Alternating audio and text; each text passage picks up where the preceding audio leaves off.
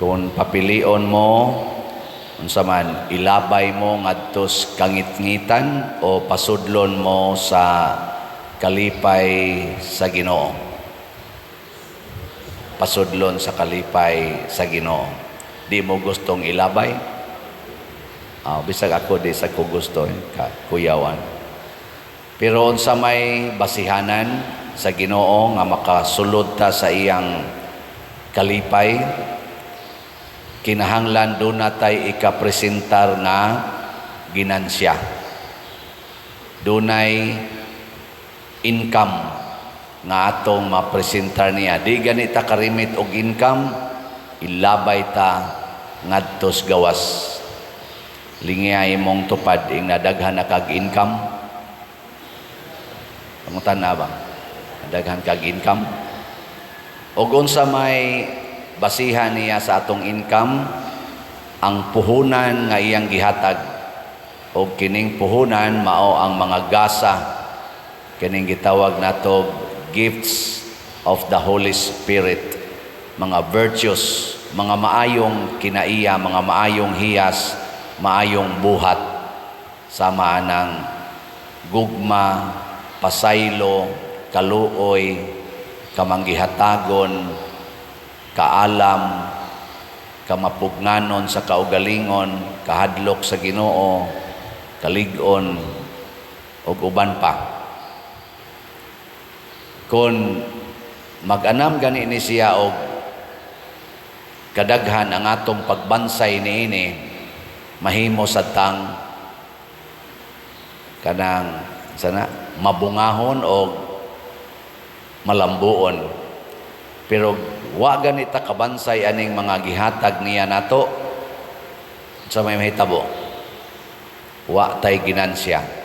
Mao na ang gitagaag 5,000, nakaganansya siya laing 5,000 kay iya man dayong gi patigayon, iyang gi paambit ngadto sa laing mga tao. Ang nakadawat og 2,000, iya sa gyapon gi paambit ngadto sa laing mga tao in terms of business. Ang nakadawat og 1,000, iyang gibuhat, iyang gi lubong sa yuta. Wa gyoy ginansya kay wa man niya gipaambit. Ang resulta, paghatag niya balik ngadto sa tag-iya, maong agalon, perting sukua o gilabay siya sa gawas. Unsa may application ani sa atong kinabuhi? Una, mangita gid ta og okasyon nga atong mapaambit ang mga Diyos nung hiyas, mga divine virtues. Mangita gid ta. Ug asa man na nga okasyon din atong mapaambit ang kaning mga virtues sa Ginoo. Unsa man? Kon kita biay-biayon, isalikway, ug daog-daogon. Kana gyud nga mga okasyon mo nang ingon diri ang Ginoo, gipili sa Ginoo ang mga sinalikway, ang mga tao nga isip nga way kapuslanan sa katilingban. Lingay mong tupad ina okay ra nimo isalikway ka. So kita mahadlok man tag isalikway, mahadlok man tag sawayon, mahadlok man tag daog-daogon. Pero mao day nay okasyon nga atong mapalambo ang mga virtues. So kamo mga asawa, sigihan na kayo singhag sa inyong bana, congratulations. Kay naa kay okasyon sa pagbansay, sa pagkamapasayloon, mapailobon, mapaubsanon, pasinsya, pag-antos, ana. Mao man niya mga virtues nga gihatag sa Ginoo. Nya unsao man nimo pag-practice kung dunay mga okasyon diin isalikway ka, ibaliwala ka, daog-daogon, isipon nga way bili. Ana ba? Masuko manoon ta. Ang ato na noong napalambo ang hinatag sa yawa ang mga sala. laing lingi sa imong tupad ina asa may ganansya nimo ron, ginansya sa sala o ginansya sa kaayo. Kita ra ba kusog kay tang mo multiply sa sala. Bitan ang ingnon ko, pader, saway magagmaayo social media, mutubag ka, nako, ayaw na lang, kay mapunan niya. Mapunan ba, nagsulti na sa nato, nana sa ilain. Sulti na sa ta, nana sa ilain.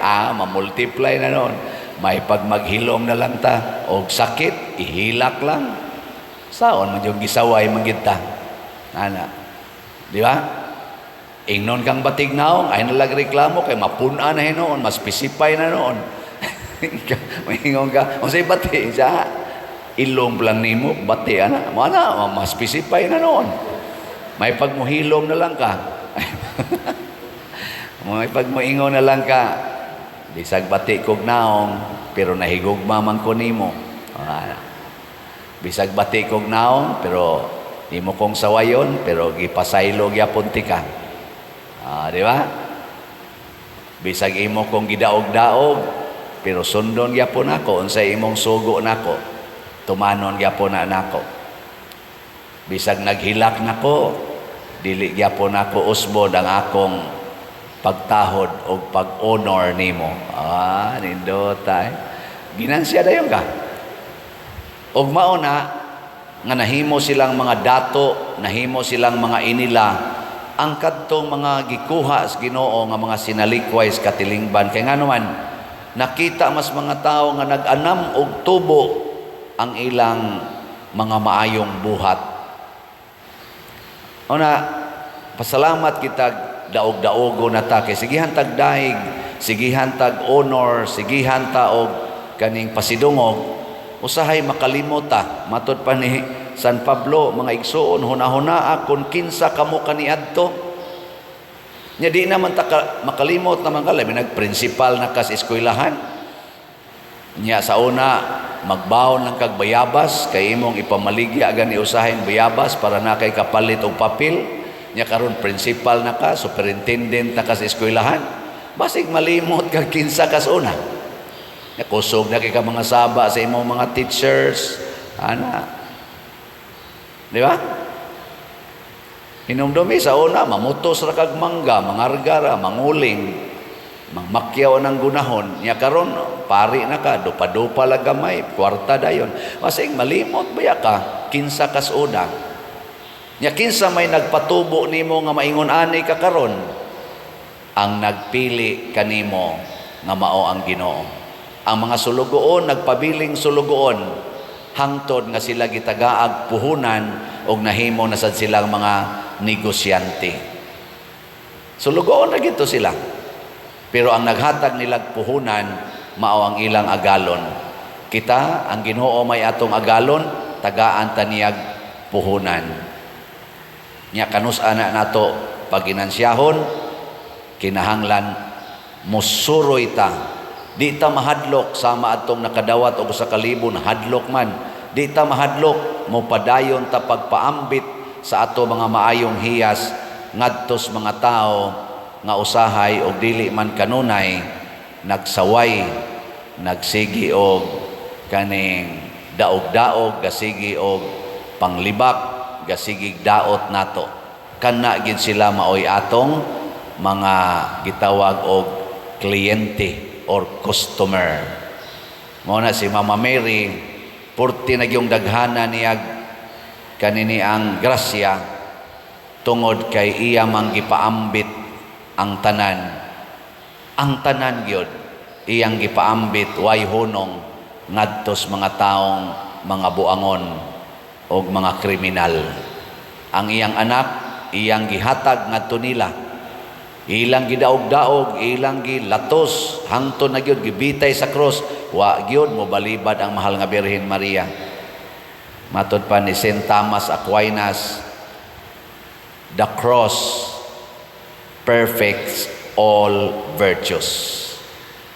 Kana kunong cross ba, mao nay nihingpit sa tanang mga maayong hiyas. Murabag kung mangita kag dako kayong ginansya sa atong mga maayong buhat, pagpalansang sa cross. No? Nganong subo mo kay mong mga naw? Di yun mo gusto malansang?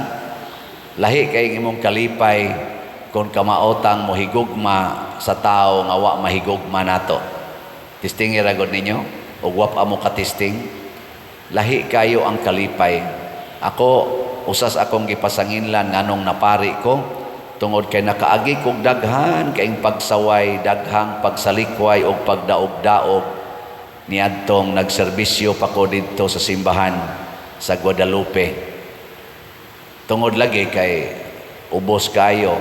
Sukat pagin sa una, katong eskwela pa ko, naagi ng pangdaog-daog, panginsulto, hangtod na lang nga nag-serve ko simbahan. Kaya din simbahan, may daghang kay mga yawan o batasan.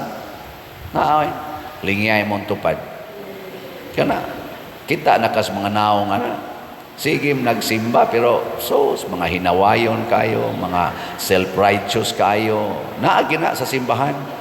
Di ra sa diha sa mga nanimba, naa sa nas mga pari, apil na ning nagwali, judgmental kaayo, self-righteous kaayo, maurag yung murag haod, naa. Di ra sa nas mga pari, naa sa nas mga madre, mga madre pa'y imo. Waro sa nas mga madre, naa sa nas mga obispo, mga kardinal, away yun, away. Labaw nas mga politicians, pertis ang away. Naagi na. Sa ito pa, in all places and all sectors, naagi okasyon sa pagginansya. Sa una, kadaghan ko naghilak. Hangtod karon naghilak lang yapon ko. Pero ako ginang gihuptan.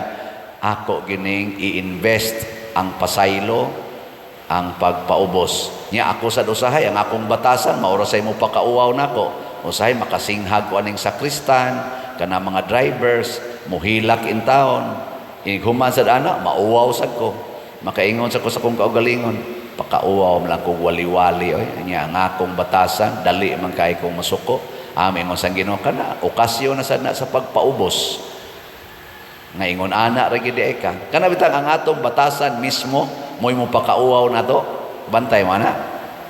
Ayaw dipinsa. Ayaw dipinsahi, ayaw justify ang kuna nga huyang ka. Nya dawata before sa Ginoo nga parihar sad ka ng imong gikasab-an. Nya masayop sad ta usahay, ako masayop sad. Kinsa bagod nato yung dili masayop. Naong pa lang nato murag nasayop naman ni daan. Sa mo tato batasan puro magdaghan king sayop, di ba? Ona ang pagdawat, ang pagpaubos. Muna ay kauwaw kita mo dipinsa man, masuko, dipinsa mo na itong cover to the max. Para nakas gobyerno, makapangawat yung kas kwarta, makagamit yung kas kwarta, niya imong dipinsahan, samot na noon. Ay nalag dipinsa, may pagmuangkon ka, bitaw, tungod sa akong kalisod, nakapangurakot yung ko, sa prisuhon ka, okay ra. Limpyo kay nga itong nasod siguro. Karon hala tinabunay sa baho nya mo alisbo maginang baho hala tabon na sa tabon hala mga lisbo na sa tabon yung mayo oy wala magina ang pagginansyahon nato ang mga buhat sa Ginoo nya inig kaginansya na nato maayo mahitabo dayon ang giingon sa tubag nato sa salmo o gisgutan sa salmo bulahan ang katawhan nga gipili sa Ginoo aron maiya. O kinsa maning mga nabulahan kadtong gipili sa Ginoo unya mituman sa sugo sa Ginoo pagginansiyaha ang akong mga kinabuhi, ang akong mga hiyas pagginansiyaha dili ang iya sa yawa. Ayaw pagginansiyaha ang kasuko, ang ka-judgmental, ang pagka-self-righteous, pagka-self-centered, kanang garbo, ayaw na paginansiyaha, kanang kaulag, ayaw na paginansiyaha, ang kaputli, ang pagpaubos, ang pagka-manggihatagon, mao'y pa haria. So kamong namalit og mga slots dinhi sa atong parokya, wa pa lang taroy report kay ugma lang tingbo na to. Kamong namalit og slots, congratulations na namoy ginansya. Kay inyong gipaambit ang inyong kamanggihatagon, ang inyong pagka mahigugmaon sa atong katilingban. Kamong wapa kapalit, ayaw na nag-ilubong sa yuta ang inyong mga kwarta. Ipalit na, kay i-multiply na sa Ginoo. Matod pa niya, ang ana ay iya, hatagan pagmasdaghan pa, apan ang wagyo'y iya, bisan ang jutay nga anaa kaniya, kuhaon pa.